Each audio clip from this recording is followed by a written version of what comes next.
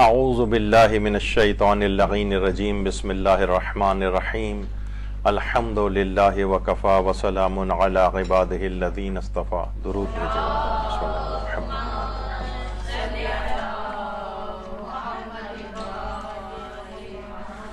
جیسا کہ آپ کے علم میں ہے کہ آداب اسلامی سے متعلق ہماری گفتگو جاری تھی،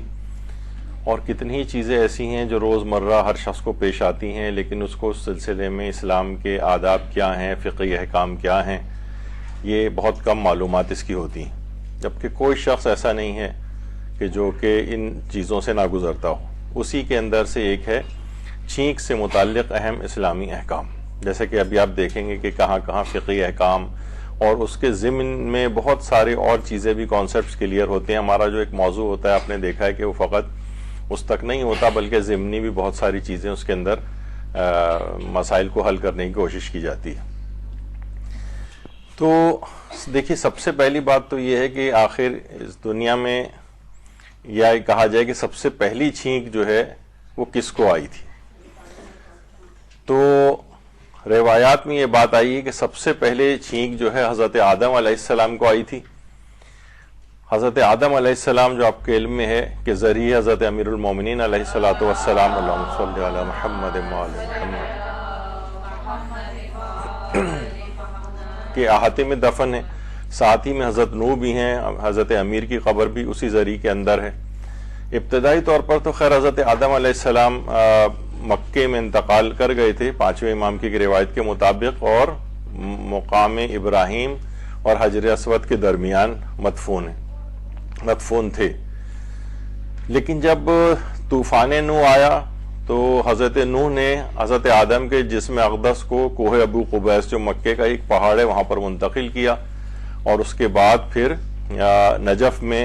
اس جگہ پر جہاں اس وقت حضرت امیر کی قبر بھی ہے وہاں پر لے جا کر دفن کیا. حضرت امیر تو بعد میں دفن ہوئے تھے، لیکن یہ جگہ وہی تھی. پھر بعد میں حضرت نوح بھی یہیں پر دفن ہوئے، پھر بعد میں حضرت امیر بھی یہیں پر دفن ہوئے. حضرت حوا بھی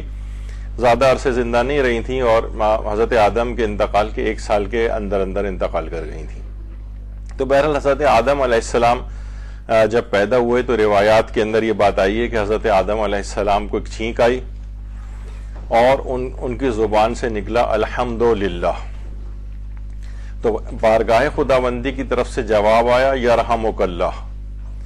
تو یہ اس طرح سے سب سے دنیا میں جو یعنی کہا جائے کہ جو ہمیں ملتا ہے کہ سب سے پہلی چھینک کس کو آئی تو وہ حضرت آدم علیہ السلام کو آئی. ائمہ علیہ السلام کا بھی وقت ولادت چھینکنے سے متعلق کافی روایات ملتی ہیں. خود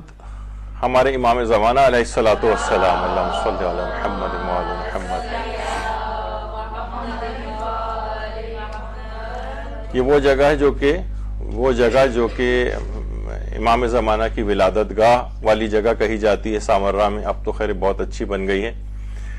تو روایات کے اندر یہ بات ملتی ہے کہ نسیمہ اور ماریہ جو دو کنیزیں تھیں امام حسن عسکری علیہ السلام کی، اللہم صلی علی محمد وآل محمد، امام زمانہ علیہ السلام کی ولادت کے جو گواہان ہیں اس میں حضرت حکیمہ خاتون جو کہ پھوپھی تھیں امام حسن عسکری کی علیہ السلام کی، اور یہ 2 کنیزیں نسیم اور ماریہ. ان میں سے ایک کنیز یہ کہتی ہے کہ جس وقت امام زمانہ علیہ السلام کی پیدائش ہوئی تو امام نے اپنے دونوں ہاتھوں کو زمین کے اوپر ٹیکا اور ایک انگشت شہادت کو آسمان کی طرف بلند کیا، اور اس وقت ایک چھینک امام کو آئی، امام زمانہ علیہ السلام کو، اور پھر امام نے الحمدللہ کہا، اور کچھ اور اس کے اندر ابھی آگے چل کے بیان ہوگا کہ کیا ہے. تو امام زمانہ علیہ السلام کی ولادت کے وقت چھینک کا تذکرہ ملتا ہے. اسی طریقے سے ہمارے 5ویں امام حضرت امام محمد باقر علیہ الصلوۃ والسلام،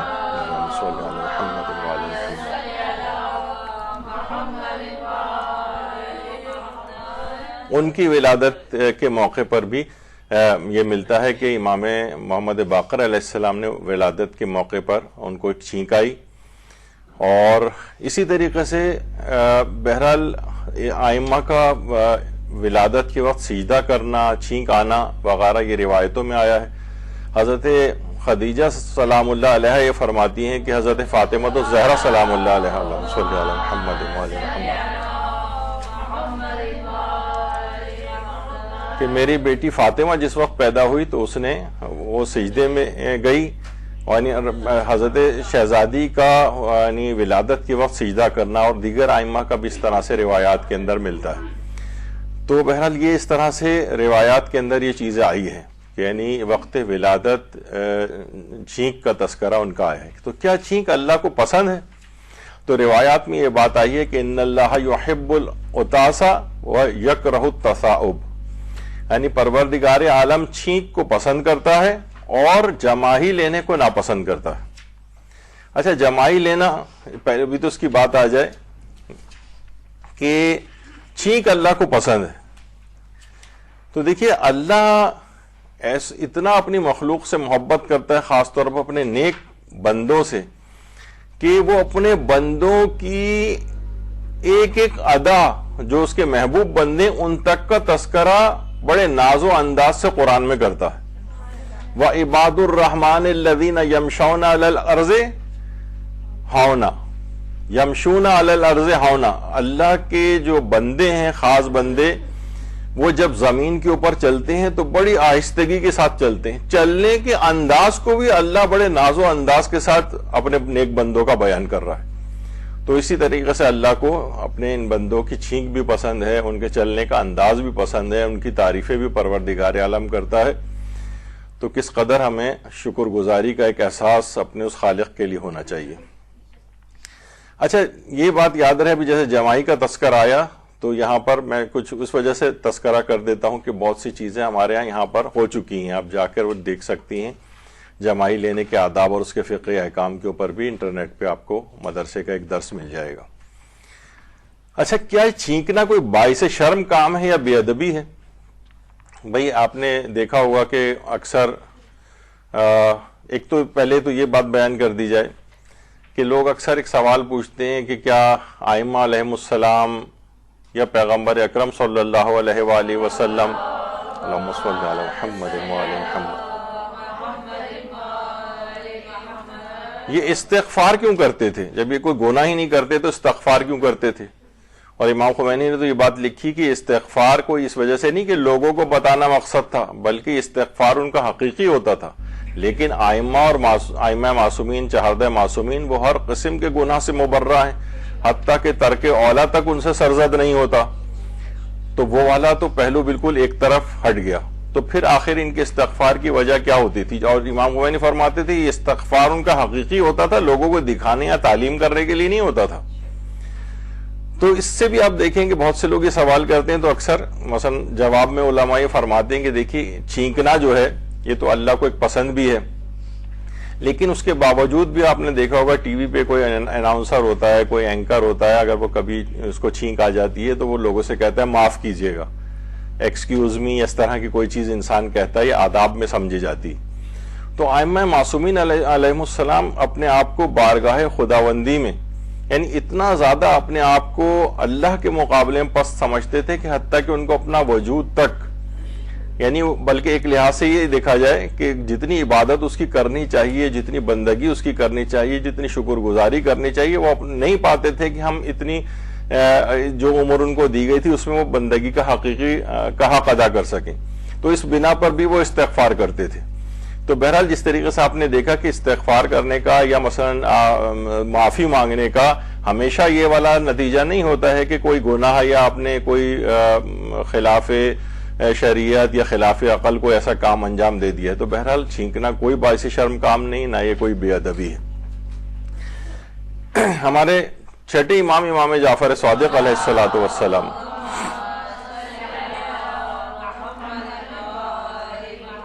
عبداللہ ابن حسین ایک صحابی ہیں، وہ کہتے ہیں کہ چھٹے امام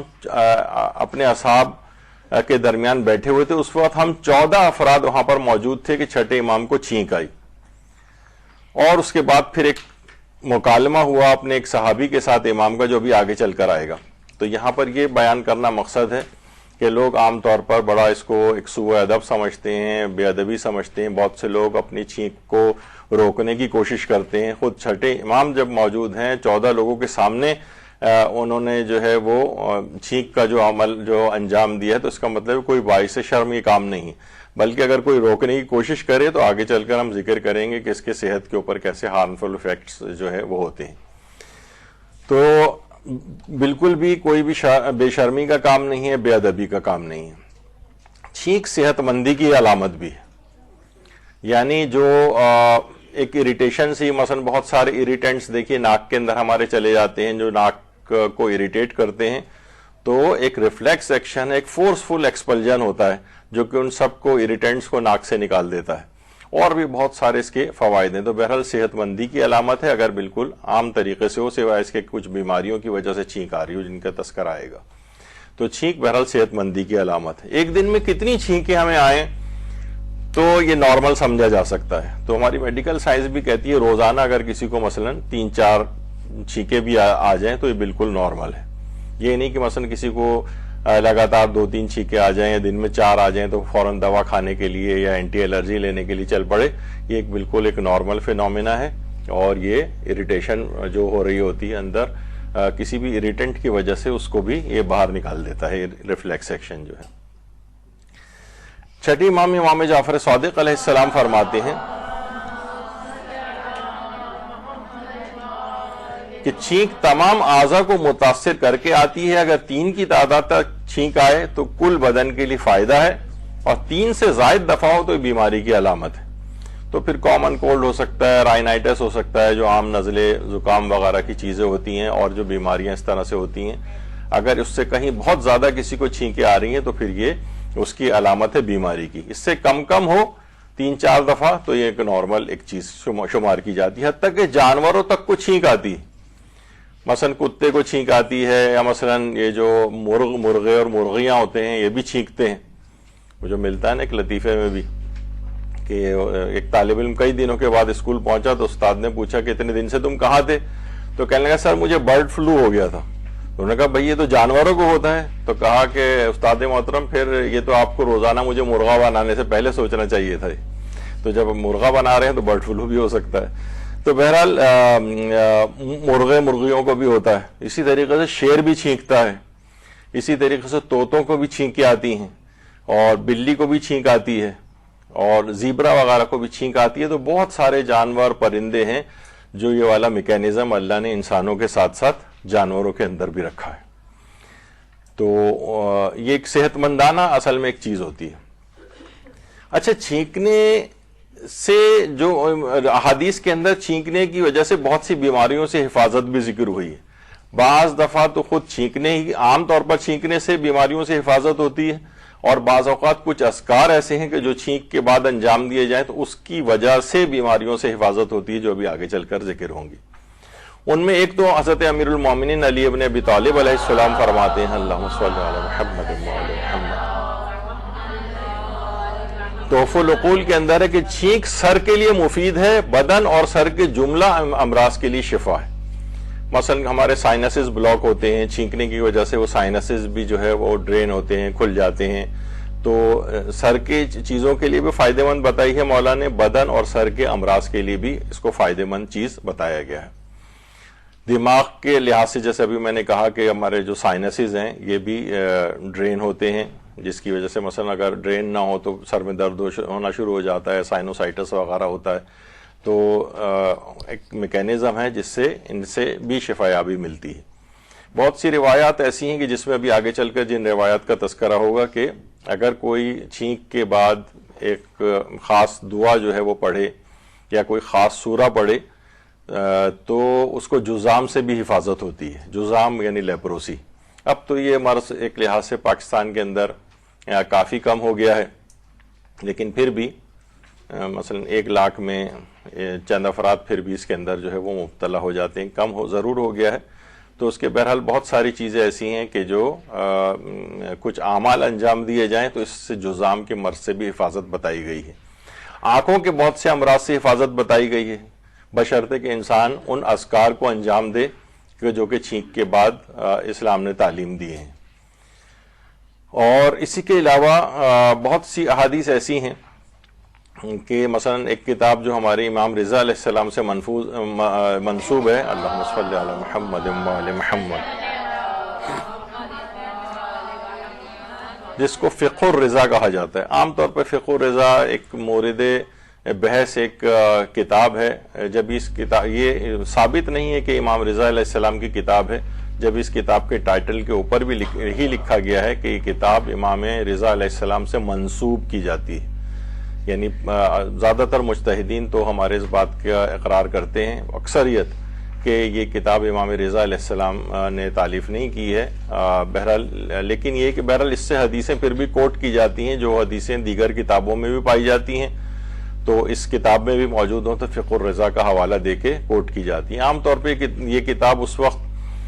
پیش کی جاتی ہے، جیسے بیچ میں تذکر آ گیا کیونکہ ہم اس کی حدیث بیان کرنے والے ہیں، کہ جو شہادت ثالثہ کے جو قائل ہیں کہ مثلا ہماری نمازوں میں علی ولی اللہ کی جو گواہی ہے یہ تشہد کے اندر بھی دینی چاہیے، تو وہ ایک روایت فقہ الرضا کا حوالہ لے کر آتے ہیں، تو پھر فقہ الرضا کی پوری بحث ہر دفعہ چلتی ہے کہ کتاب اوتھینٹک بھی ہے یا نہیں۔ بہرحال تو اس میں امام رضا علیہ السلام سے یہ روایت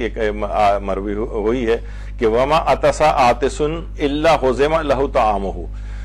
کہ چھینک کو فائدہ مند بتایا گیا ہے کھانے کے ہاضمے کے لیے بھی، یعنی چھینک کے جو بہت سارے فائدے ہیں اس میں ایک یہ بھی ہے کہ یہ ہاضمہ کرنے میں بھی، معدے کی چیزوں کا ہاضمہ کرنے میں بھی مددگار ہوتی ہے۔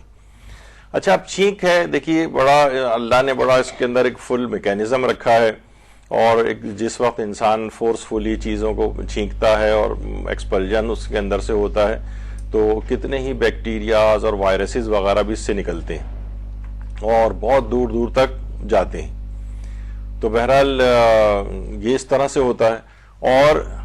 ہماری جس وقت بھی انسان چھینکتا ہے تو ڈراپلیٹس، آپ نے دیکھا ہوگا کہ وہ پانی کے چھوٹے چھوٹے سے قطرات، اس کے اندر تقریباً 40,000 ڈراپلیٹس نکلتے ہیں، جس میں عام طور پر اگر کسی کو مثلا کوئی بھی وائرس وغیرہ یا بیکٹیریاز وغیرہ ہوں تو اس ایکسپلجن کے اندر تقریباً 1,00,000 وائرسز اور بیکٹیریاز نکلتے ہیں ایک چھینک کے اندر۔ تو آپ نے یہ دائرے کے اندر جو آپ کو یہ نظر آ رہے ہیں بیکٹیریا اور وائرسز وغیرہ بتائیں تو یہ ڈراپلیٹ کہلاتے ہیں۔ اچھا اس کے اندر ایک اور بھی ہے کہ ہوا کے اندر ہینگ بھی کیے رہتے ہیں، یعنی مثلا آپ میں سے کوئی اگر چھینک مارے تو کم سے کم 10 منٹ تک وہ فضا کے اندر لٹکے رہ سکتے ہیں، کچھ نیچے گر جاتے ہیں اور 10 منٹ تک بھی، یعنی کوئی مثلا چھینک کر چلا بھی جائے تو یہ بڑا ایک، یہ نہیں کہ بھائی اس وقت اس نے چھینک ماری تھی، 5-10 منٹ بعد بھی کوئی آدمی آئے اور انہیل کر لے اس کو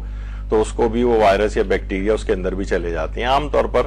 خانہ کعبہ، مسجد نبوی وغیرہ میں جو کارپیٹس وغیرہ ہوتے ہیں یا زمین بھی ہوتی ہے تو لوگ عام طور پر کھانستے اور چھینکتے ہیں، سجدے میں جاتے ہیں، پھر وہ دوسرا بھی اسی جگہ پر آتا ہے اور اسی میں سجدہ کرتا ہے، سجدے میں سانس اندر کھینچتا ہے تو اس کارپیٹ میں یہ امبیڈڈ اور چپکے ہوئے ہوتے ہیں ڈراپلیٹس، اس میں وہ جرمس اندر جاتے ہیں۔ جب بھی آپ نے دیکھا کہ جو بھی حج و عمرے پہ جاتے ہیں تقریباً کوئی شخص بھی ایسا نہیں بچتا ہے کہ جس کو وہ وائرسز نہ لگ جائیں یا نزلہ کھانسی وغیرہ نہ ہو۔ طواف میں بھی یہ ہوتا ہے کہ لوگ ہو سکتا ہے آپ کے اطراف میں کوئی نہ چھینک رہا ہو لیکن آپ سے 5-7 منٹ پہلے جو وہاں سے گزرا تھا وہ چھینک کر گیا تھا تو اس کے بھی وہ ڈراپلیٹس ہوا میں ہینگ ہوئے ہوتے ہیں، اور وہ دوسرا جب کوئی گزرتا ہے وہاں سے تو انہیل کرتا ہے تو وہ بھی اندر جاتے ہیں۔ تو بہرحال یہ اس میں ایک وہ ہے کہ یہ چیزیں تاکہ ایک دماغ میں رہے اور انسان حفظان صحت کے مطابق بھی اپنے آپ کو دیکھے، اور خالی یہی نہیں کہ بس کتنی دور تک یہ چھینک کی جو ہے چیز جا سکتی ہے، 2 فٹ تک تو بالکل ہی ویزیبل طریقے سے جاتی ہے، ورنہ 24 فٹ تک جو ہے یہ جا سکتی ہے، یعنی مثلا کوئی شخص یہ یہاں پر بیٹھا ہو تو 16 سے 24 فٹ دور تک بھی اس کی چھینک کے اثرات پہنچتے ہیں۔ تو بہرحال یہ اس طرح سے چیزیں ہیں جو صحت انسانی کے لحاظ سے۔ اچھا اب ایک چیز اور بھی آتی ہے کہ چھینک میں کوئی نیک شگون ہے، ایک چھینک کو ایک شگون کی بھی علامت سمجھا جاتا ہے، نیک شگون کی بھی سمجھا جاتا ہے بہت سی جگہوں پہ برا شگون اس میں سمجھا جاتا ہے۔ اچھا یہاں پر اس موضوع پر بھی نیک فعل اور بد فعل لینا یا نیک شگون بد شگون لینا، اس پہ بھی ایک درس ہمارے یہاں پر ہو چکا ہے، تو انٹرنیٹ کے اوپر بھی ایک مختصر سا وہ بھی اگر کوئی، تو یہ تو خیر بہت ہی بری اس کی ایک شکل ہے جو لوگ طوطے ووتے لے کر بیٹھے ہوتے ہیں اور وہ صدر کے علاقے میں یہاں پر، اور ابھی تک بھی سینکڑوں لوگ اطراف میں کھڑے ہوتے ہیں اور وہ اس میں سے ایک نکال کے دے رہا ہوتا ہے۔ تو یہ تو خیر اس طرح کا فعل نکالنا یہ تو انتہائی احمقانہ چیز ہے، تو بہرحال البتہ یعنی یہ کہا جاتا ہے کہ جو بھی کوئی شخص کسی چیز سے نیک فعل مراد لیتا ہے، ابھی ہم آگے چل کر ذکر کریں گے، وہ گویا اللہ سے اس کام میں اچھائی کی امید رکھتا ہے، اور اگر کوئی شخص بد فعل لیتا ہے تو وہ اللہ کی طرف سے کسی برائی آنے کا انتظار کر رہا ہوتا ہے، یعنی خود سے تم نے کیسے ایزیوم کر لیا کہ فلاں اگر کام ہو جائے گا تو یہ اللہ کی طرف سے بد فعل ہونے کی علامت ہے۔ اچھا، اسی طریقے سے دیکھیے قرآن سے بھی علماء فعل لیتے ہیں۔ فعل سے مراد وہ جاہلانہ طریقہ کار نہیں، بلکہ قرآن کتاب خدا سے تفاعل کہلاتا ہے۔ اس پہ بھی ہمارے یہاں پہ ہو چکا ہے، تفصیل اس میں آئے گی۔ تو اس کے اندر ایک مثال یہ بیان کی گئی تھی کہ علماء کا ایک طریقہ رہا ہے، جیسے کہ آیت اللہ سید محسن الحکیم طباطبائی، یہ جس زمانے میں العروۃ الوثقی جو آیت اللہ سید محمد کاظم یزدی کی کتاب تھی، اس کی شرح لکھ رہے تھے، شرح عروۃ الوثقی، جس پہ آج آیت اللہ سیستانی بھی اس کے اوپر حاشیہ لگاتے ہیں، اور آیت اللہ خوئی جتنے بھی مراجع ہیں وہ سب کے سب اس کتاب کے اوپر حاشیہ ضرور لکھتے ہیں۔ اچھا، جب انہوں نے یہ کتاب لکھ رہے تھے یا لکھ لی تھی، تو ایک مسئلہ ان کے سامنے یہ آیا کہ میں اس کتاب کا نام کیا رکھوں۔ تو انہوں نے کتاب خدا سے تفاعل کیا، یعنی کتاب خدا سے فعال لی، اور تو جب قرآن کو کھولا انہوں نے تو قرآن کی ایک آیت نکلی، وَمَن يُسْلِمْ وَجْهَهُ إِلَى اللَّهِ وَهُوَ مُحْسِنٌ فَقَدِ اسْتَمْسَكَ بِالْعُرْوَةِ الْوُثْقَىٰ۔ اچھا، اب اس کے اندر کتنی زبردست آیت نکلی۔ اس کے اندر آیت اللہ محسن الحکیم نے دیکھا کہ ان کا نام محسن بھی تھا، وَهُوَ مُحْسِنٌ، جس کتاب کا شرح وہ لکھ رہے تھے اس کا نام بھی تھا بالعروۃ الوثقی، عروۃ الوثقی کی شرح لکھ رہے تھے۔ تو انہوں نے پھر اس کتاب کا نام، وہ جو بیچ میں لفظ ہے من استمسکا، تو اس کتاب کا نام مستمسک رکھا، مستمسک العروۃ الوثقی،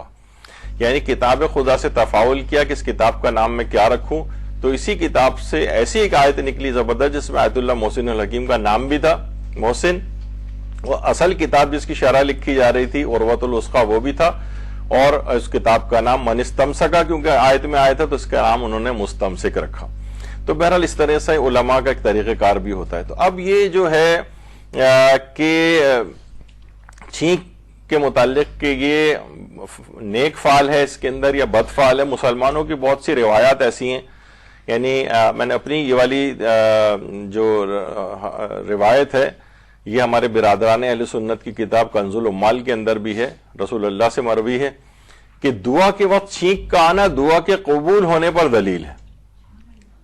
یعنی جس وقت انسان چھینک مارتا ہے۔ اسی طریقے سے جامع الصغیر کے اندر بھی یہ والی روایت آئی ہے۔ تو بہرحال اگرچہ ہماری کتابوں میں نے ذاتی طور پر اس کو نہیں پایا یا ڈھونڈ نہیں سکا، بہرحال ان کی روایات کے اندر یہ والی چیز ملتی ہے۔ تو دعا کے وقت چھینک آنا دعا کے قبول ہونے کی علامت ہے۔ اسی طریقے سے کمال الدین و تمام النعمہ جو کہ شیخ صدوق کی کتاب ہے، اس کے اندر ایک روایت ہے، وہی نسیم خادمہ جو کہ امام حسن عسکری علیہ السلام کی خادمہ تھی، اللہم صلی علی محمد و علی محمد، وہ فرماتی ہیں کہ جب میں امام زمانہ علیہ السلام کی خدمت میں گئی تو مجھے چھینک آ گئی، تو امام نے اس پہ کہا یرحمک اللہ۔ تو پھر امام نے نسیم سے کہا کہ اللہ ابشرک فی العطاس، کیا میں تم کو چھینک سے متعلق ایک بشارت نہ دوں؟ فقلت بلا یا مولایا، جی بالکل فرمائیے اے مولا میرے۔ تو امام نے فرمایا فقال ہوا امان من الموت 3 ایام، چھینک کا آنا 3 دن کے لیے موت سے امان کا باعث ہے، یعنی خود امام زمانہ علیہ السلام نے یہ جملے ارشاد فرمائے کہ چھینک کا آ جانا 3 دن تک موت سے امان ہے۔ بہت سی روایات اور ہیں جس میں 7 دن کا بھی تذکرہ ہے، یعنی اگر کسی کو چھینک آ جائے تو یعنی یہ نیک فعل ہے اس کے اندر کہ وہ کم سے کم 3 دن تک مرے گا نہیں، یا 7 دن تک امیجیٹ اس کو موت کا اندیشہ کم رہے گا۔ تو بہرحال یہ ایک روایات کے اندر اس طرح سے بھی آیا، بہار کے اندر بھی ہے، کمال الدین کے اندر بھی یہ روایت ہے، خود امام زمانہ علیہ السلام سے مروی ہے۔ اللہم صلی علی محمد و علی محمد۔ اچھا، اب دیکھیے چھینک سے متعلق کچھ عوامی غلط فہمیاں بھی پائی جاتی ہیں۔ عوامی غلط فہمیاں مثلا وہی عوام میں جس طریقے سے وہ کالی بلی راستہ کاٹ جائے، یا مثلا الو دیوار کے اوپر آ کر بیٹھ جائے، تو بہت سے لوگ اس کو بد فعل جو ہے لیتے ہیں۔ اسی طریقے سے حتیٰ کہ یہ انڈیا کے بعض علاقوں میں، بنگلہ دیش میں، خود ایران کے اندر بہت سے علاقوں کے اندر یہ والی غلط فہمی ہے کہ اگر کسی شخص کو چھینک آ جائے تو یا تو وہ اپنے کام کو ہی ملتوی کر دیتا ہے، یا پھر ایران میں تو یہ بھی ہوتا ہے کہ وہ پانی پیتے ہیں اور پھر اس کام کو شروع کرتے ہیں، فوراً شروع نہیں کرتے، وہ سوچتے ہیں کہ اس کے اندر فعال بد ہے۔ تو بہرحال یہ ایک عوامی غلط فہمیاں ہیں۔ آپ نے ابھی دیکھا کہ اس کے اندر بلکہ فعال نیک پائی جاتی ہے، اللہ کی طرف سے اچھا ہی آنے کا انتظار کرے وہ شخص، نہ کہ کسی برائی میں پڑنے کا۔ لوگ سفر پہ جا رہے ہوتے ہیں، چھینک آئے تو سفر کو موقوف کر دیتے ہیں یا پانی پیتے ہیں اور پھر سفر کے اوپر جاتے ہیں۔ بنگلہ دیش میں، انڈیا میں، ایران میں اور بہت سے ممالک کے اندر اس طرح سے غلط فہمیاں ہیں، اور اس کو ایک بدشگونی سمجھا جاتا ہے، بدشگونی۔ جبکہ روایات کے اندر یہاں تک آیا کہ اگر کسی شخص کو گفتگو کے درمیان چھینک آ جائے، مثلا کوئی شخص ہے وہ اپنی بات کو کوئی بیان کر رہا ہے، کوئی اپنی کوئی آرگومنٹ پیش کر رہا ہے، تو کتنی ہی روایات ایسی ہیں، میرے پاس وقت بھی نہیں کہ ان سب کو پڑھوں، لیکن اتنی ساری روایات ایسی ہیں کہ جس میں پیغمبر نے جملے ارشاد فرمائے ہیں کہ اگر کوئی شخص بات کرنے کے درمیان کوئی اپنا موقف پیش کر رہا ہو، کوئی بات کر رہا ہو، اسے چھینک آ جائے تو وہ یہ بات اس کی تصدیق کی علامت ہے کہ یہ شخص سچا ہے جو یہ بات کہہ رہا ہے۔ بلکہ بعض جگہ کے اوپر تو یہ بھی آیا کہ 2 دفعہ اگر چھینک آ جائے تو یہ بینہ شرعی کا قائم مقام ہے۔ بینہ شرعی کہتے ہیں 2 عادلوں کی گواہی، 2 عادل کی، یعنی اگر یہ شخص کوئی بات کہہ رہا ہے تو ایسے ہی ہے جیسے 2 عادل گواہوں نے تصدیق کر دی اس بات کی۔ بہت سی روایات کے اندر یہ بھی آیا۔ تو بہرحال یعنی اس کے اندر فعال نیک پائی جاتی ہے، اس کے اندر نیک شگون پایا جاتا ہے۔ جیسے آپ نے دیکھا کہ 3 دن تک موت سے امان ہے، پھر اس کے بعد دعا قبول ہونے کی علامت ہے۔ گفتگو کے درمیان چھینک آ جائے تو یہ اس کی تصدیق یعنی اس کے سچا ہونے کی علامت ہے۔ 2 دفعہ چھینک آ جائے تو گویا ایسے ہی جیسے بینہ شرعی 2 عادل گواہوں کی گواہی آپ کو مل گئی، یعنی یہ ایک بعض روایتوں میں اس طرح سے تذکرہ آیا ہے۔ یا ایک روایت میں پیغمبر اکرم صلی اللہ علیہ وآلہ وسلم فرماتے ہیں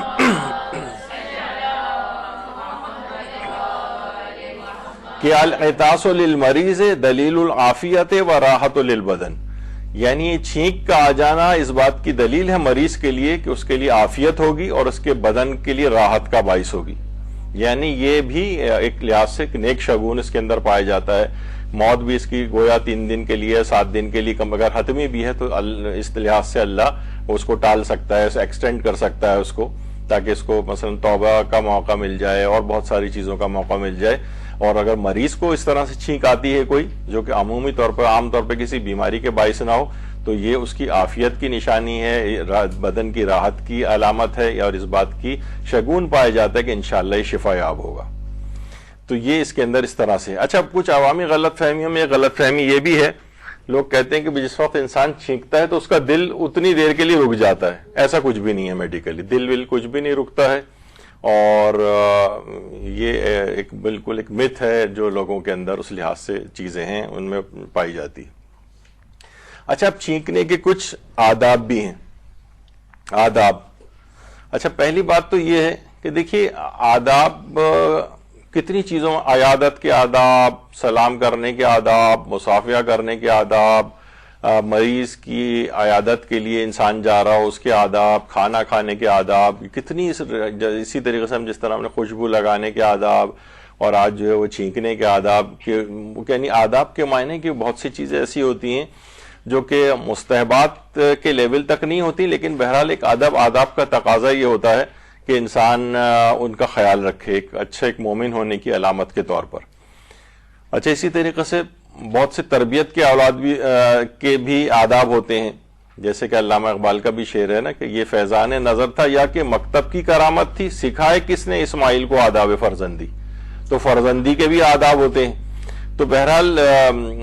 مختلف اس طرح کے آداب ہیں، اسی طریقے سے اس میں چھینک کے بھی آداب ہیں کہ جب بھی انسان چھینکے تو اس وقت اسے کیا کہنا چاہیے۔ تو سب کو پتا ہے کہ اس وقت الحمدللہ کہنا چاہیے، لیکن یہ لوگوں کو اندازہ نہیں ہے کہ اس میں کس قدر فوائد پائے جاتے ہیں، کس قدر ثواب اس میں۔ تو انسان جب بھی چھینک آئے الحمدللہ کہے، جیسے کہ آپ نے اس سے پہلے سنا کہ امام زمانہ علیہ السلام نے صلی اللہ محمد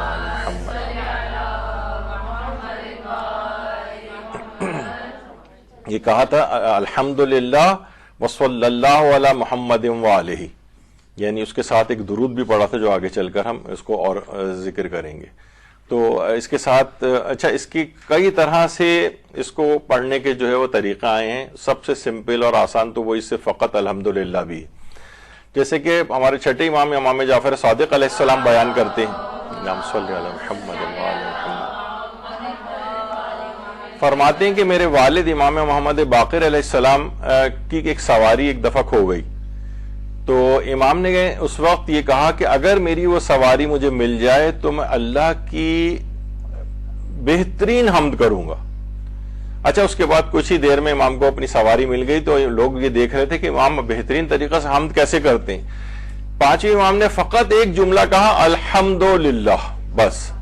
اس کا مطلب یہ ہے کہ جو آپ چھینک آنے کے بعد بھی فقط الحمدللہ بھی کہتی ہیں, یہ بہترین کامل ترین حمد ہے پروردگار کی. اتنا چھوٹا سا جملہ بھی روایات میں ملتا نہیں ہے. اچھا اسی طرح سے چھوٹے چھوٹے جملوں کی ہم پرواہ نہیں کرتے. مثلا حضرت سلیمان کے متعلق ملتا ہے کہ انہوں کہ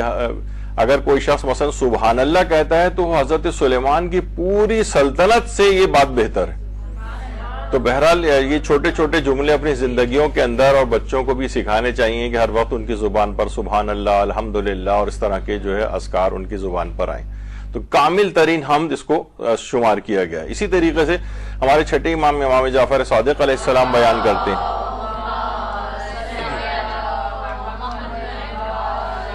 کہ جب پروردگار عالم کے بھیجے ہوئے فرشتے حضرت ابراہیم کے پاس انسانی شکل میں آئے تو آپ نے ان کے لیے گائے کا ایک بچڑا پکا کر پیش کیا اور کہا کھاؤ. فرشتے بولے ہم تو اس وقت تک نہیں کھائیں گے جب تک کہ آپ ہمیں اس کی قیمت نہ بتائیں گے.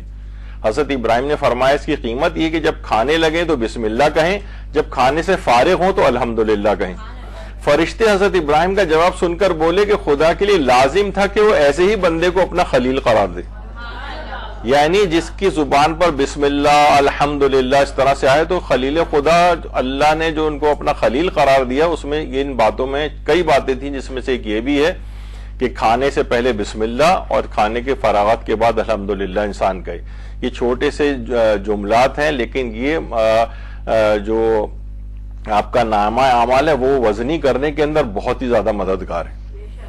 اچھا اسی طریقے سے ایک اور چیز بھی ہے کہ پیغمبر اکرم صلی اللہ علیہ وآلہ وسلم فرماتے ہیں کہ بے شک اللہ نے اس جوان کے لیے جنت کو واجب کر دی ہے جو آئینے کی طرف کثرت سے نگاہ کرتا ہے اور اس وقت کثرت سے اللہ کی حمد بجا لاتا ہے. تو انسان جب بھی ہو, آپ لوگ تو خاص طور پہ کئی تسبیحیں بھی پڑھ سکتی ہیں بیٹھ کے, جتنی دیر بیٹھنا ہوتا ہے, لیکن کبھی ایک آدھ دفعہ بھی اگر ہو تو مثلا جب بھی آئینہ دیکھے وہ انسان خدا کی حمد جو ہے وہ بیان کرے. اسی طریقے سے ہمارے چھٹے امام جعفر صادق علیہ السلام بیان کرتے ہیں کہ جب رسول اللہ کو کوئی خوشی حاصل ہوتی تھی تو آپ فرماتے تھے الحمدللہ علی ہذہ النعمہ, یعنی اس نعمت پر خدا کی حمد ہے. اور جب کسی بات پر غم ہوتا تو فرماتے تھے الحمدللہ علی کل حال, یعنی ہر حال میں خدا کی حمد ہے. یعنی خوشی کا موقع ہو تب حمد خدا بجا لائیں, غم کا موقع ہو تب بھی اللہ کی حمد بجا لیں. یہ جملے ہیں جو عمومی زندگی میں ہمیں اور سب کو, گھر والوں کو, اولاد کو, بچوں کو یہ سکھا دینے چاہیے. تو یہ رسول اللہ کی سیرت تھی. اور ایک روایت میں یہاں تک کہ پیغمبر فرماتے ہیں کہ مثال کے طور پر پوری دنیا ایک لقمہ بن جائے اور ایک مومن اسے کھا کر الحمدللہ کہے تو اس کا یہ کہنا اس کے لیے دنیا اور اس کی تمام چیزوں سے بہتر ہے.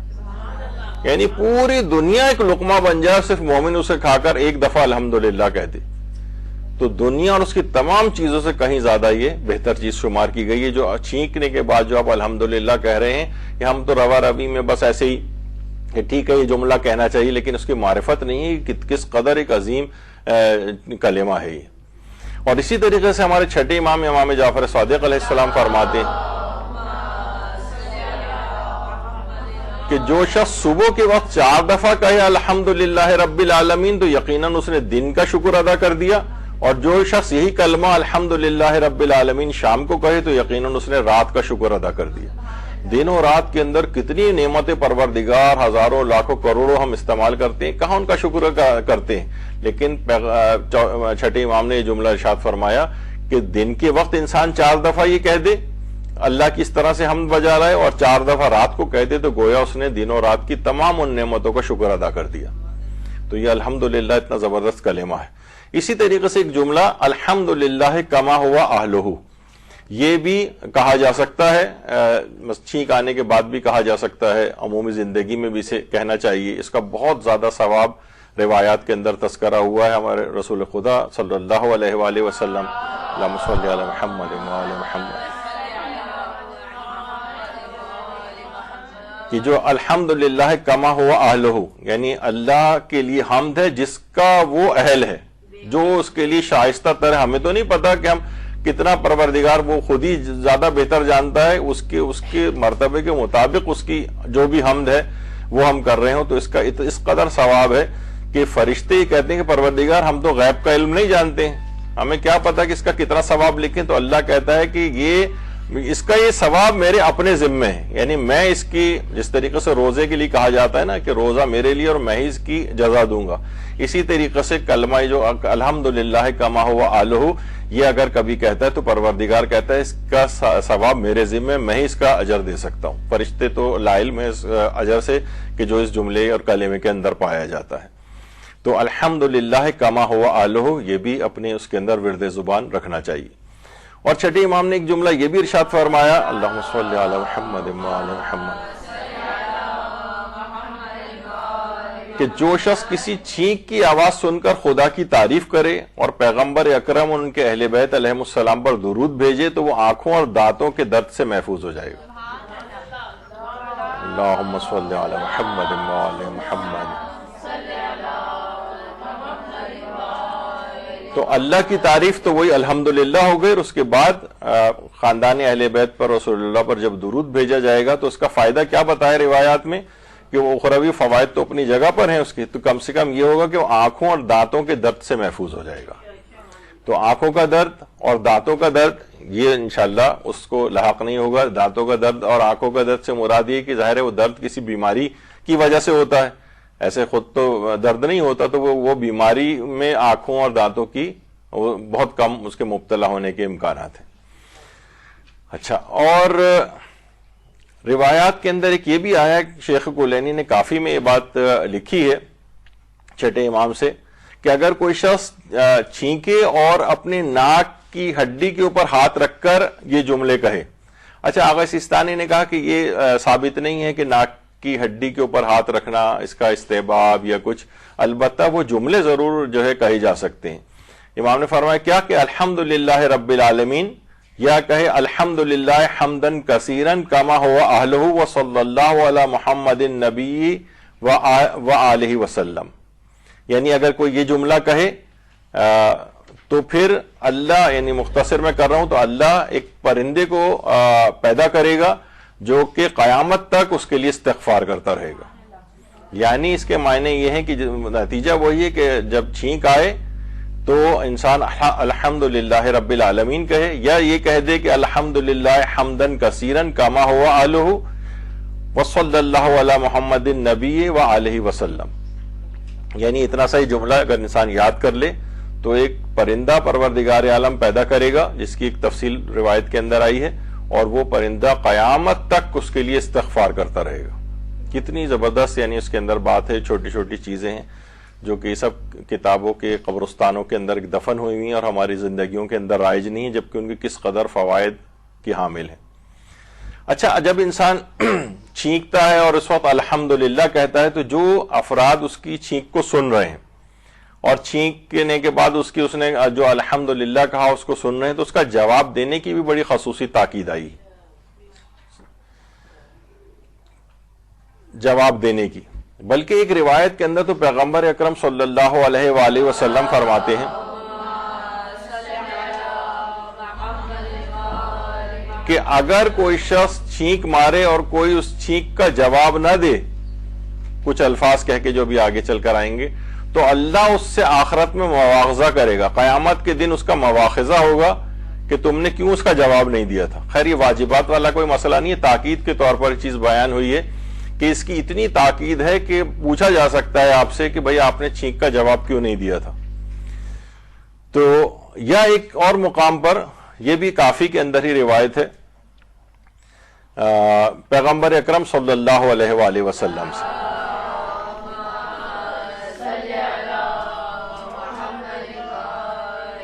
کہ اذا عطس الرجل فَسَمِّتُوهُ وَلَوْ كَانَ مِنْ وَرَاءِ جَزِيرَةٍ وَفِي رِوَایَةٍ أُخْرَى وَلَوْ مِنْ وَرَاءِ الْبَحْرِ۔ پیغمبر اکرم فرماتے ہیں اگر کوئی شخص چھینک مارتا ہے تو چھینکنے کے بعد اگر کوئی شخص اس کو چاہیے کہ اس کا جواب دے، چاہے وہ ان کے درمیان جزیرہ ہی کیوں نہ حائل ہو، جزیرے کے پیچھے ہو اور وہ شخص جزیرے کے اس طرف ہو، یا روایت میں ہے کہ ایک آدمی سمندر کے ادھر ہو دوسرا سمندر کے اس طرف ہو اور وہ اس کی چھینک کو سن لے، تو اس کو چاہیے کہ اس کے جو الحمدللہ اگر وہ کہہ رہا ہے تو اس کا جواب دے۔ تو یہ اس قدر تاکید ہے کہ فقط وہ شخص اکیلا الحمدللہ کہہ کے نہ رہ جائے، جو بھی اس کی چھینک کو سن رہے ہیں اور اس کے بعد وہ الحمدللہ کہہ رہے ہیں تو ان کو جواب دینا چاہیے۔ اور وہ بھی وہی والی روایت عبداللہ ابن حسین کی جو میں نے اس سے پہلے پیش کی تھی کہ چھٹے امام جعفر صادق علیہ السلام، اللہم صلی علی محمد وعلی محمد، جب امام کو چھینک آئی 14 افراد کے سامنے تو امام نے الحمدللہ کہا، سب لوگوں نے جواب دیا۔ چھینک کا وہ جو جواب ہے، جواب کیا دینا چاہیے وہ بھی آگے تفصیل آ رہی۔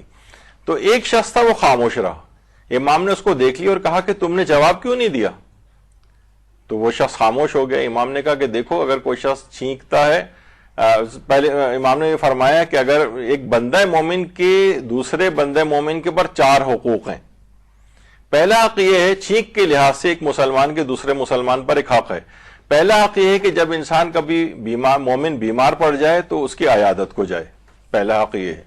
دوسرا حق یہ ہے کہ اگر وہ بندہ مومن انتقال کر جائے تو اس کے جنازے میں شریک ہو۔ تیسرا یہ ہے کہ اگر بندہ مومن اس کو کھانے کی دعوت پہ بلائے تو اس کی دعوت کو قبول کرے۔ اور چوتھا یہ ہے کہ جب وہ چھینک مارے تو اس کی چھینک کا جواب دے، یعنی مثلا وہ الحمدللہ کہہ رہا ہے تو اس کا جواب اسے دینا چاہیے۔ یہ ایک مسلمان کے دوسرے مسلمان پر حقوق ہیں، یعنی گویا ایسے ہی کہ جس نے چھینک کا جواب نہیں دیا تو اس نے اس مسلمان کے اس حق کو ضائع کیا۔ تو امام نے اس کو سرزنش کی کہ مجھے اگر چھینک آئی ہے تو تمہیں اس کا جواب دینا چاہیے تھا جب میں نے الحمدللہ کہا ہے، لیکن اس شخص نے جواب نہیں جب دیا تو امام نے پھر یہ 4 حقوق بتایا۔ اور پھر اور روایات ہیں اس میں مزید حقوق کی بھی تذکرہ آیا ہے رسول اللہ نے کہ مثلا اگر جو حقوق ہیں مسلمان کے دوسرے مسلمان پر، تو وہ مثلا اگر وہ ملاقات کے لیے جائے تو اسے سلام کرے، اور اس کے علاوہ اسی طریقے سے اگر کھانے کی دعوت پہ بلایا جائے تو کھانے کی دعوت پہ جو ہے وہ اس کو قبول کرے، کھانے کی دعوت کو رد نہ کرے، اور اس طرح اس کو چھینک آ جائے تو اس چھینک کا اس کو جواب دے،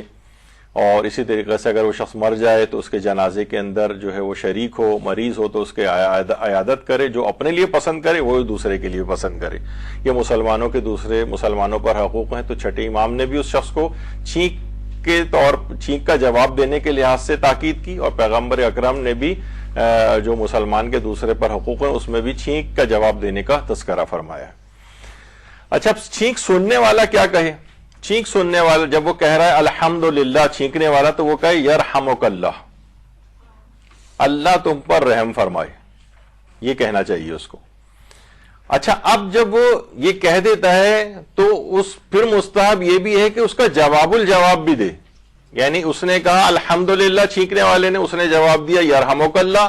اب جو چھینکنے والا ہے اس کو جواب میں کہے یغفر اللہ لکم۔ یہ اصل میں قرآن کی قائد بھی ہے جو کہ بہت مشہور ہے سورہ یوسف کی، کہ جب حضرت یوسف کے بھائی ان کے پاس آئے تھے اور ان سے معافی مانگی تھی تو حضرت یوسف نے ان کو معاف کر دیا تھا، اور یہ کہا تھا جو قرآن کی آیت بھی ہے کہ قال لا تثریب علیکم اليوم یغفر اللہ لکم، اللہ آج تم پر کوئی مواخذہ نہیں ہے اور اللہ بھی تم کو معاف کرے گا، یغفر اللہ لکم، اللہ تم کو معاف کرے۔ تو یہ والا جو جملہ ہے جب کوئی چھینک مارے تو الحمدللہ کہے، دوسرا یرحمک اللہ کہے، اور پھر یہ چھینکنے والا جواب میں کہے یغفر اللہ لکم، اللہ تمہاری مغفرت فرمائے۔ یہ وہی جملہ ہے جو پیغمبر اکرم صلی اللہ علیہ وآلہ وسلم نے جب مکہ فتح کیا تھا، اللہم صلی علی محمد وآل محمد، اس وقت تمام کفار بہت زیادہ ڈرے ہوئے تھے، یا جو افراد بظاہر جنہوں نے اسلام قبول کر لیا تھا کہ نہ جانے ہمارے ساتھ اب کیا سلوک پیغمبر اکرم کریں گے۔ تو اس وقت پیغمبر اکرم نے یہی والی قرآنی آیت جو حضرت یوسف نے پڑھی تھی کہ فقال لا تثریب علیکم اليوم یغفر اللہ لکم، اللہ تو آج تم پر کوئی مواخذہ نہیں ہے اور اللہ بھی تم کو معاف کرے گا. تو بہرحال یغفر اللہ لکم، یعنی یہ جو جملہ کوئی شخص کہہ رہا ہے یہ حضرت یوسف نے بھی کہا تھا، یہ پیغمبر اکرم نے بھی کہا تھا، اس جملے کو لے کر آپ اس کو دعائیہ کلمے کے اندر چھینک کا جو جواب الجواب ہے اس کے اندر کہا جائے اس کو، تو بہت زیادہ بہتر. علامہ اقبال نے بھی یہ لا تثریب کا اپنے اشعار کے اندر جو ہے اس کا تذکرہ جو ہے وہ کیا ہے. خیر، تو اچھا کچھ مواقع ایسے ہیں جب چھینک کے جواب میں یرحمک اللہ کہنا ضروری نہیں. کچھ مواقع ایسے ہیں جب ہے نا کہ الحمدللہ وہ کہے تو آپ یرحمک اللہ کہیں. کب ہمیں یرحمک اللہ کہنا ہمارے لیے ضروری نہیں ہے؟ وہ ایک ہے کہ جب خود چھینکنے والا الحمدللہ نہ کہے. جب وہی الحمدللہ نہیں کہہ رہا ہے تو آپ کو بھی یہ، کیونکہ یہ تو جواب تھا نا، اس نے جی جب یہ نہیں کہا تو آپ کو بھی جواب دینے کی ضرورت نہیں. لیکن کوئی کہہ دے اس کے باوجود بھی تو کوئی حرج نہیں ہے کہ دعائیہ کلمہ ہی تو ہے، کیا کہا جا سکتا ہے. اچھا یہ اور دوسری چیز ہے کہ جب چھینکنے والا 3 بار سے زائد چھینکے،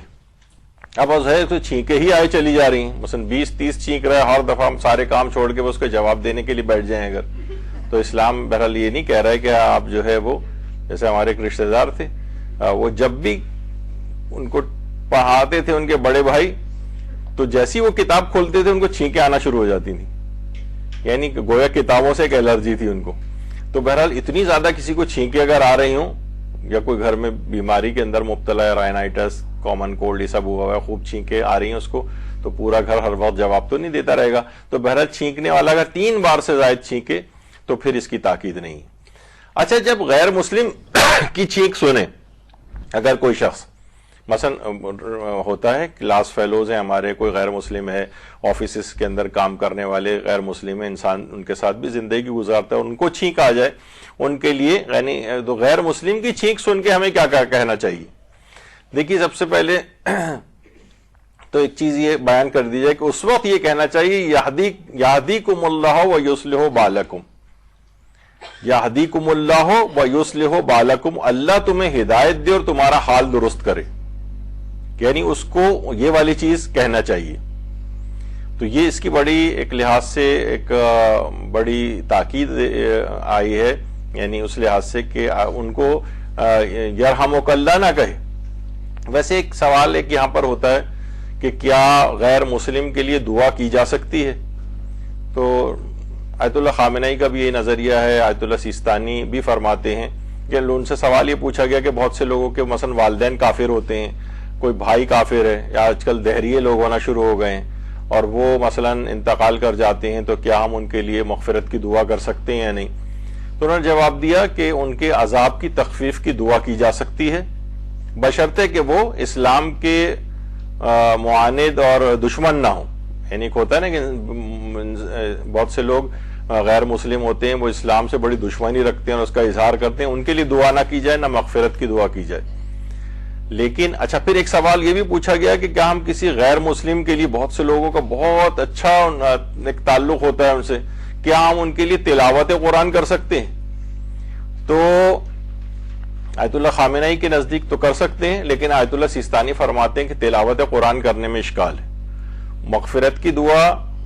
اس سے مراد یہ کہ ان کے عذاب میں تخفیف کی دعا کر سکتے ہیں کہ پروردگار یعنی اچھا آدمی تھا تو اس کے عذاب کو کم کر دے، یہ والی دعا ہو سکتی ہے. البتہ فرماتے ہیں کہ اشکال ہے اس کے اندر کہ تلاوت قرآن اس کے لیے کی جائے. تو بہرحال یہ والی دعا کوئی اگر چھینک مارتا ہے تو اس کو یہ ہے کہ یہدیکم اللہ و یصلح بالکم، اللہ تمہیں ہدایت دے، تمہارا حال درست کرے. اچھا یہ جو کافروں کے لیے انداز کی دعا ہے، جو ہمارے ایک بہت بڑے عالم گزرے سید ابن طاؤس، سید ابن طاؤس جو ہے وہ یہ فرماتے تھے، کہتے تھے خاص طور پر شب قدر کے لیے بھی ان کی یہ بات آئی ہے کہ اس میں کفار کے لیے، اور آیت اللہ بہجت کے حوالے سے بھی آئی ہے، کفار کے لیے شب قدر میں ان کی ہدایت کی دعا کرنی چاہیے. یعنی بہت سے افراد اچھے ہوتے ہیں جو دشمن نہیں ہوتے ہیں، کسی طرح سے بہرحال وہ غیر مسلم ہے، حق ان تک نہیں پہنچ سکا ہے، ایسے علاقے میں رہتے ہیں، کوئی ایسا ہدایت کا انتظام ان کا نہیں ہوا، تو اللہ شب قدر میں کفار کی ہدایت کی دعا بھی کرے. اور جو قابل ہدایت نہیں ہے، ظالم وغیرہ، ان کی نیست و نابودی کی دعا کی جا سکتی ہے، بد دعا کی جا سکتی ہے ان کے لیے. تو آیت اللہ بہجت بھی بہرحال فرماتے تھے کہ کافروں تک کو دعا میں اس لحاظ سے کہ ان کی ہدایت کے لحاظ سے دعا میں اس کو میں فراموش نہیں کرنا چاہیے۔ اچھا، چھینک سن کر حمد خدا اور درود بھیجنے کا کیا فائدہ ہے؟ یعنی ابھی آپ نے جو سنا بھی تھا کہ حضرت امیر المومنین علی ابن ابی طالب علیہ الصلوۃ والسلام فرماتے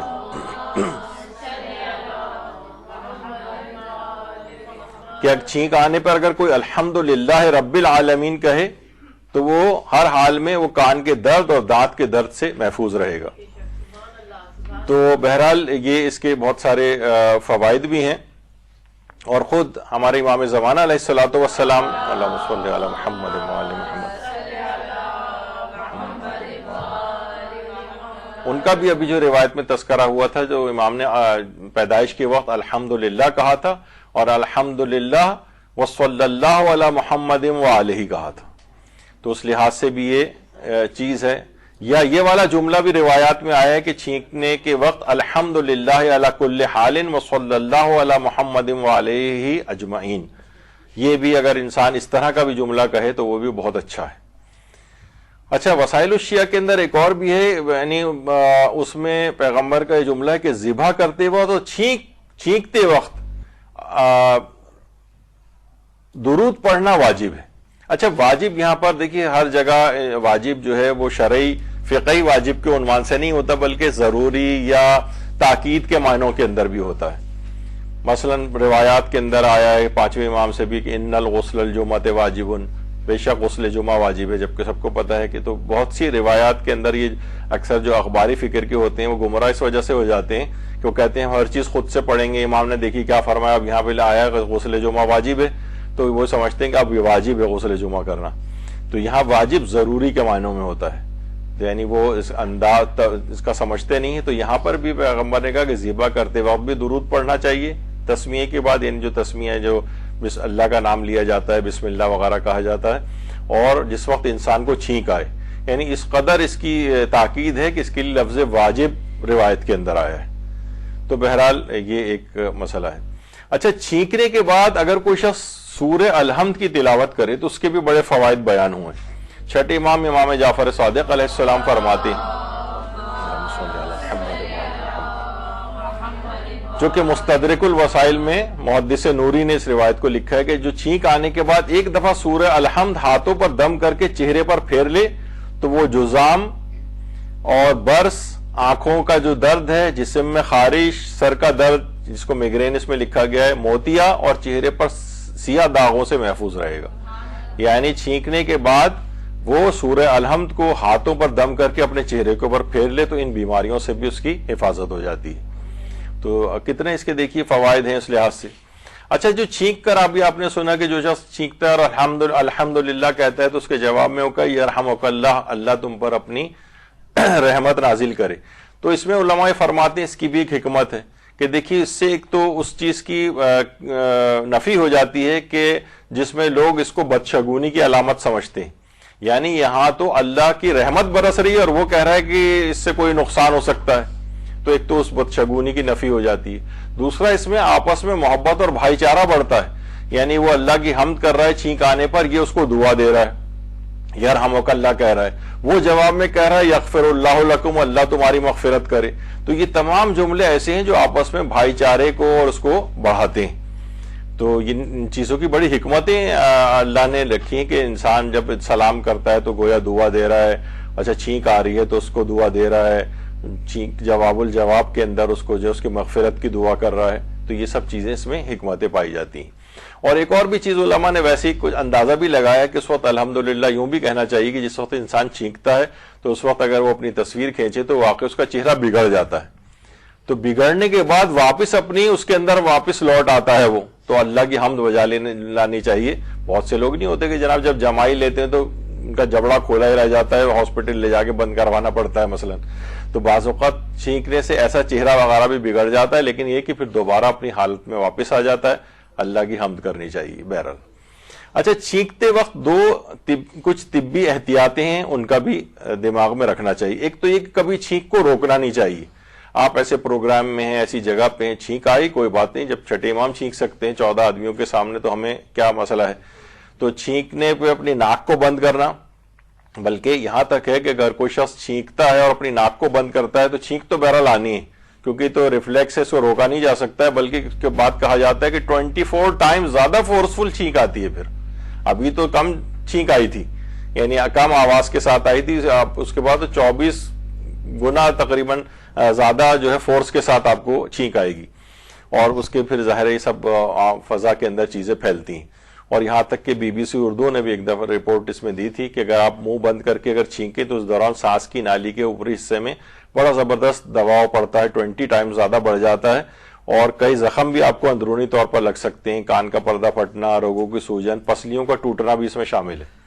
تو بعض اوقات انسان یہ نہ کرے، بلکہ برطانیہ کے بہت سے ہاسپٹل میں اس طرح کے کیسز بھی آئے ہیں جو شدید درد میں مبتلا تھا، طبی معائنہ ہوا تو پتہ چلا کہ اس شخص نے چھینک روکنے کی کوشش کی تھی، اس کے نتیجے میں اتنا دباؤ پڑا کہ اس کی سانس کی نالی میں 2 ملی میٹر کا سوراخ ہو گیا تھا. 2 ملی میٹر کا سوراخ صاحب. تو سانس کبھی بھی بچوں کو سب کو بتانا چاہیے ڈینجرس چیز ہے، چھینک کو کبھی بھی روکنا نہیں چاہیے. اور کان کا پردہ بھی، جو ایئر ڈرم جو پرفوریشن ہوتی ہے وہ بھی ہو جاتی ہے، کان کا پردہ بھی اس سے پھٹ سکتا ہے اگر آپ نے چھینک کو روکنے کی کوشش کی. اسی طریقے سے بہت سی خون کی، دماغ کی خون کی نالیاں بھی پھٹ سکتی ہیں، یعنی اس میں بہرحال یہ کام نہیں کرنا چاہیے. اور بہت سے ایسے ہیں کہ جو اپنے سر کو چھینکتے اور بہت زوردار حرکت دیتے ہیں. خاتون اپنی گردن کی ہڈی ان کی ٹوٹ گئی تھی، سر کو بالکل کنٹرول رکھتے ہوئے، یعنی اتنا نہ ہو کہ بہت زیادہ گردن کو ایک لہرا کر جو ہے ایک چھینک مارنے کی کوشش کی جائے، اس میں گردن کی ہڈی بھی ٹوٹ سکتی ہے. اچھا، نیند کی حالت میں چھینک مارنا. تو نیند میں دیکھیے چھینک، نیند کی حالت میں کسی کو چھینک نہیں آ سکتی، آتی ہی نہیں ہے. بہت سے لوگ کہتے ہیں کہ بھائی کچھ ہوتا ہے نا کہ مثلا ناک میں اگر کسی کوئی سو رہا اور ہم اس کی ناک میں کوئی بھی تیلی یا اس طرح سے اریٹیٹ کریں اس کی ناک کو تو وہ بھی چھینک مارے گا. تو اس میں بھی سائنٹسٹ اور ڈاکٹر حضرات یہی کہتے ہیں کہ پہلے وہ شخص بیدار ہوگا پھر چھینک مارے گا، یعنی نیند کی حالت میں کوئی شخص نہیں چھینک سکتا ہے. تو یہ اللہ کی طرف سے ایک خاص اس میں ایک فزیولوجیکل ایک فینومینا ہے کہ نیند میں کیوں چھینک نہیں آتی ہے. تو اس وقت وہ موٹر نیورونز وغیرہ کا ایک مسئلہ ہوتا ہے کہ وہ ایکسائٹ نہیں ہوئے ہوتے ہیں اور برین کو سگنل نہیں جاتے، تو نیند کی حالت میں نہیں. اچھا، اب چھینک کے حوالے سے کچھ اخلاقی طبی ذمہ داری بھی ہے. ایک تو یہ کہ جب بھی انسان کو چھینک آئے کوشش کرے کہ وہ کوئی ٹیشو وغیرہ لے لے، اس کے اندر چھینکے، کیونکہ آپ نے دیکھا تھا کہ 40,000 ڈراپلیٹس نکل رہے ہیں، 1 لاکھ کے قریب وائرسز اور بیکٹیریاز جو ہیں وہ نکل رہے ہیں، اور اتنی دور تک بھی جو ہے وہ جا رہے ہوتے ہیں. تو بہرحال یہ نہیں کرنا چاہیے، اور کسی چیز کے اندر لے لینا چاہیے. جیسے کچھ دن پہلے جب وبا نکلی تھی تو اس میں آپ نے دیکھا تھا کہ لوگ بہرحال سیکریشنز اور چھینکنے اور کھانسنے میں جو نکل رہے تھے، اور اب تو HMPV ایک نیا آ گیا ہے تو بہرحال چائنا کے اندر، تو وہ بھی اسی طرح کی چیزیں. تو بہرحال یہ بیکٹیریاز اور وائرسز اس طریقے سے نکل رہے ہوتے ہیں تو کسی ٹیشو میں لے لینا چاہیے. ایک جو سب سے کہا جاتا ہے کہ غلط ایک پریکٹس ہے وہ یہ ہے کہ انسان ٹیشو یا کسی کپڑے میں لینے کے بجائے اپنے ہاتھوں میں چھینکے. عام طور پہ لوگ کرتے ہیں کہ اس لحاظ سے بھی ڈینجرس یوں ہے کہ سارے وہ جرمز جتنے نکلے ہیں ان کے ہاتھ میں آ جاتے ہیں. اب یہ لوگوں سے مصافحہ کرتے ہیں، بعد میں منتقل ہوتی ہیں چیزیں. یا مثلا دروازے کی آپ نے نوب جو ہے اس کو کر کے دروازہ کھولا، باتھ روم، فریج یا اس طرح سے، تو سارے جرمز اس میں ٹرانسفر ہو جاتے ہیں. تو بہرحال یہ پھر دوسروں کو بھی لگ جاتا ہے اس طرح سے. تو یہ ہاتھوں میں نہیں کرنا چاہیے، بلکہ کیا کرنا چاہیے، اپنی ایلبو کے اندر انسان چھینکے. یا آپ نے مثلا وہ دیکھا ہوگا کہ بہت سے افراد جب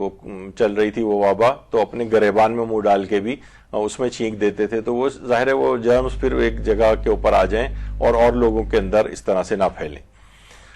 تو یا آپ نے ہاسپٹلس کے اندر دیکھا ہوگا کہ عام طور پر لوگ اس طرح سے ایک شیلڈ لگا کر بھی، ظاہر اسٹاف والے ہیں، جب ایک دم اس میں تو ڈراپلیٹ نکلتے ہیں نا، وہ کوئی چھینک، ظاہر وہیں گئے اور وہ پیشنٹ کوئی چھینک مار رہا ہے تو وہ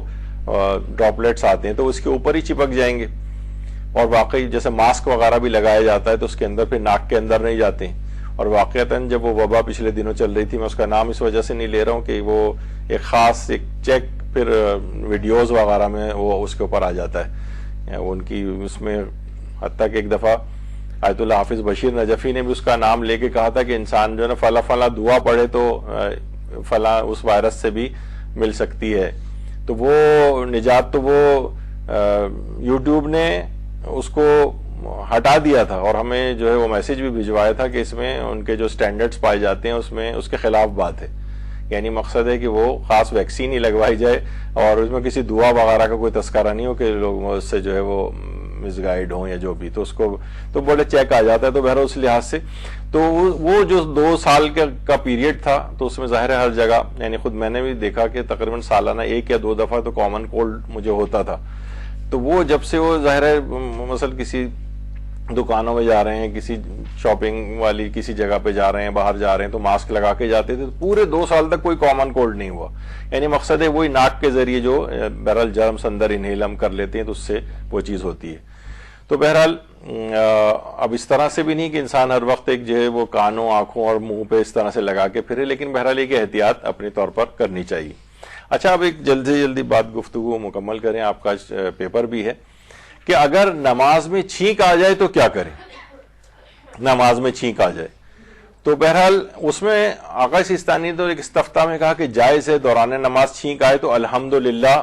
کہا جا سکتا ہے. لیکن بہرحال جو عروۃ الوثقی پہ حاشیہ ہے ان کا, اس میں انہوں نے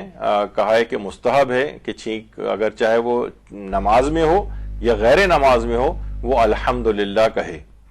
یعنی یہ مستحبات میں سے جو ہے وہ قرار دیا گیا ہے. اچھا, دوران نماز کسی دوسرے کی چھینک اگر سنے تو کیا ذمہ داری, وہ چھینک رہا ہے اور الحمدللہ کہہ رہا ہے تو یرحمک اللہ اس سے کہا جا سکتا ہے. تو اس میں بھی کوئی حرج نہیں ہے, بلکہ ممکن ہے یعنی استحباب ہو اس کا. تو بہرحال دوسرے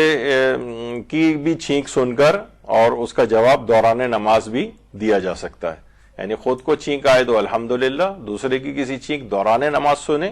تو یرحمک اللہ کہا جا سکتا ہے, نماز میں چھینک کا جواب. اچھا, ایک جو چھینکتا ہے اسے آتش کہتے ہیں. آتش, عطس تو آپ نے یہ بھی سنا, یا عطسا چھینکنے کو آتش کہتے ہیں جو شخص چھینک رہا ہو. تو کیا نماز میں آتش کا نام لے کر دعا یرحمک اللہ کی جا سکتی ہے؟ مثلا یہ ایک سوال علماء سے پوچھا گیا ہے کہ ہم اس آدمی کا نام لے کر اور کہ اللہ اس فلاں آدمی کا نام لیا اور پھر یرحمک اللہ کہہ دیا کہ اللہ اس پر اپنی رحمت نازل کرے. تو آیت اللہ سیستانی فرماتے ہیں احتیاط واجب کی بنا پر نماز باطل ہو جائے گی اگر آپ نے ایسا کیا. اور آیت اللہ اسحاق فیاض فرماتے ہیں فتویٰ ہے کہ نماز باطل ہو جائے گی. یعنی آتش کا نام لے کر یرحمک اللہ نہ کہیں, بلکہ فقط یرحمک اللہ کہتے ہیں وہ کافی ہے, یا یرحمکم اللہ اس طرح سے بھی کہا جا سکتا ہے. اچھا, بہت سے لوگوں کی چھینک ان کو آتی نہیں ہے. مجھے یاد پڑتا ہے ہمارے بزرگ خواتین خاندان کی کہ کافی دن ان کے بھی نگاہ میں اس کی کوئی اہمیت تھی کہ اگر کبھی چھینک نہیں آتی تھی تو ناک میں کسی بھی کاغذ یا کسی چیز کی بتی بنا کر اور ناک میں کر کے اریٹیٹ کر کے چھینکتے تھے بڑے بوڑھے کہ نہیں یہ چھینکنے سے بہت فوائد ہوتے ہیں. تو اس طرح سے بھی, یا مثلا آئی بروز کو اگر کوئی پلک کرے, یعنی جو آپ لوگ تو خیر وہ آئی بروز بنواتی ہوں گی اپنی, تو اس کے اندر وہ پلکنگ جو کی جاتی ہے تو اس سے بھی چھینک آ سکتی ہے کسی کو. اچھا, اگر بے تحاشا بہت سے لوگ ہوتے ہیں ان کو جاگتے ہی یعنی سونے سے اٹھ کے بعد جاگتے ہی ان کو بہت زیادہ ریپیٹڈ 10 15 20 30 چھینکیں آتی. اچھا, اس کا بھی یہ بھی ایک وہ ہے, یعنی اس کے بھی عالمی ریکارڈز قائم کیے گئے ہیں کہ ایک شخص نے مثلا پتہ نہیں 389 ڈیز تک روزانہ ہر 1 منٹ بعد چھینکنے کا ریکارڈ قائم کیا تھا, اور اتنے زیادہ دنوں تک. اور ایک ہی رو میں انسان تقریباً 40 تک بھی چھینک سکتا ہے, یعنی ایک کے بعد ایک یہاں تک کہ 40 تک. تو بہرحال جاگنے پہ کسی کو اگر بے تحاشا چھینکیں آ رہی ہوں تو ویسے ہی میں بتا رہا ہوں, یعنی کوئی وہ نہیں ہے کہ یہ ناک میں اگر اولیو آئل کا ایک جاگنے کے فوراً بعد ایک قطرہ ناک میں ڈال لیا جائے تو وہ چھینکیں آنا بند ہو جاتی ہیں. عام طور پر اگر کوئی اس کی وہ کر کے دیکھے تو بہت سے لوگ ایسے افراد ہوتے ہیں جن کو اس طرح سے ریپیٹڈلی چھینکیں آتی ہیں, تو وہ ان کو ایک ریلیف مل سکتا ہے اس سے. البتہ بہت چھوٹے بچوں کو یہ والا کام نہ کیا جائے, اس سے پھر ایک انہیلیشن نیمونیا وغیرہ ہونے کے امکان ہوتے ہیں. بہت چھوٹے بچوں میں نہیں, ایڈلٹ لوگ اپنے طور پر کریں جن کو چھینکیں آتی ہوں اس طرح سے, تو ناک میں ایک قطرہ اولیو آئل کا ڈالا جا سکتا ہے. اچھا, البتہ بعض سے روایات ایسی ہیں کہ جس میں ایک خاص چھینک ہے اس کو مثال کے طور پر بیان کیا گیا ہے اور بہت حقیر چھینک اس کو کہا گیا ہے, اور وہ ہے بکری کی چھینک۔ امیر المومنین علیہ السلام فرماتے ہیں تمہاری دنیا، اللہم صلی علی محمد تمہاری دنیا میری نظر میں بکری کی چھینک سے بھی زیادہ بے قیمت ہے، یعنی کیا اس کی کیا قدر و کیا قیمت ہے، یعنی بالکل ایک حقیر ایک چیز اس کو سمجھا جاتا ہے، اس سے بھی یعنی اتنی لویسٹ اس پہ مولا کے نے فرماتے ہیں کہ میرے نزدیک اس دنیا کی کوئی حقیقت اس لحاظ سے نہیں ہے۔ ظاہر دنیا دارالعمل ہے، یہاں پر ہم یہی اعمال کشید کرنے کے لیے یہاں پر آئے ہیں، اپنی زندگی اسلامی تعلیمات کے مطابق گزارنے کے لیے آئے ہیں، اور ایک ایک چیز کے اندر آپ نے دیکھا کہ صرف ایک چھوٹا سا، جس پہ آپ نے شاید اتنا غور بھی نہیں کیا ہوگا کہ صرف چھینک سے متعلق کتنی احادیث موجود ہیں، کتنے مستحبات موجود ہیں، فقہی احکام موجود ہیں، آداب اسلامی موجود ہیں، کتنے اس کے اندر فوائد پائے جاتے ہیں۔ تو اسلام کے تمام احکامات ذو مصلحت ہیں، اس کی تمام ممنوعات ذو مفسدہ ہیں، یعنی اسلام نے جس چیز کا بھی حکم دیا ہے اس کے اندر کوئی نہ کوئی اچھائی، منفعت، مصلحت پائی جاتی ہے۔ ہمیں بس پتہ ہو یا پتہ نہ ہو، ہمیں معلوم کرنے کی کوشش کرنی چاہیے، اور جو بھی اس نے منع کیا ہے اس کے اندر کوئی نقصان پایا جاتا ہے۔ کوئی لوگ کہتے ہیں بھائی کیا ہو گیا اگر ہم نے میوزک سن لیا، کیا ہو گیا اگر ہم نے گانا سن لیا، ہم کسی کو کوئی نقصان تو نہیں پہنچا رہے، داڑھی موڑ رہے ہیں کسی کا کوئی نقصان تو نہیں کر رہے، ایک بے حجاب اگر کوئی عورت ہے تو کہتی ہے میں نے کسی کا کیا بگاڑا ہے، اور اس طرح کی بہت سی چیزیں۔ تو اس کے اندر اسلامی احکامات اور میں جو اس کی ممنوعات ہیں، اس میں کوئی نہ کوئی خرابی ہے، اور اس خرابی سے بچانے کے لیے آپ کو اس سے روکا گیا ہے۔ تو اس غیب پر ایمان لانا مومن کا یہی فریضہ ہے کہ بہت سی چیزیں تو کافر بھی مان لے گا، مسلمان بھی مان لے گا، بالکل کسی چیز کا یہ نتیجہ نکل رہا ہوگا، تو پھر ایک مومن میں اور کافر میں کیا فرق رہے گا کہ وہ اللہ اور اس کے رسول کی باتوں پر بغیر سوچے سمجھے ایمان لے کر آئے، یعنی ایک دفعہ اسے پتہ چل جائے کہ اللہ اور اس کے رسول نے بات کہی ہے تو بس پھر چاہے ہماری عقل میں آ رہی ہو یا نہ آ رہی ہو، ہمیں اس بات کو ماننا ہے۔ تو آپ نے دیکھا کہ اس میں کتنی مصلحتیں پائی جا رہی ہیں، کتنے احکامات تھے، سنن تھے، آداب تھے، تو اور فقہی احکام تھے، اس کے مطابق انسان کو آداب اسلامی میں کے مطابق بھی زندگی بسر کرنے کی کوشش کرنی چاہیے۔ انشاءاللہ یہ تو آج ہمارا تھوڑا سا جلدی یوں اس کو بات کو ختم کر رہے ہیں ہم اپنا درس، کیونکہ یہ تھا کہ آپ لوگوں کو اتنا وقت دے دیا جائے کہ آج آپ کا پیپر وغیرہ بھی ہو جائے۔ انشاءاللہ اگلی دفعہ سے لباسوں کے فقہی احکام کے اوپر ہماری گفتگو شروع ہوگی، اور یہ ظاہر ہے کہ ایک تو آپ کے انٹرسٹ کا بھی ٹاپک ہے یہ، اور اتنے پہلو ہیں اس کے لباسوں سے متعلق جو احکام ہیں اسلام کے، کہ شاید یعنی میرا اپنا اندازہ ہے کہ 5-6 دروس صرف اس موضوع پر ہوں گے، لیکن کیونکہ ہر شخص کو اس سے ہر وقت واسطہ پڑتا ہے، ہر وقت لباس موجود ہوتے ہیں آپ کے، تو اس پہ کب کیا احکام کیسے کیسے لاحق ہوتے ہیں، لاگو ہوتے ہیں، وہ انشاءاللہ ہماری اگلی گفتگو کا عنوان ہوگا۔ وصلی اللہ علی محمد وآلہ الطیبین الطاہرین۔ درود بھیجیے۔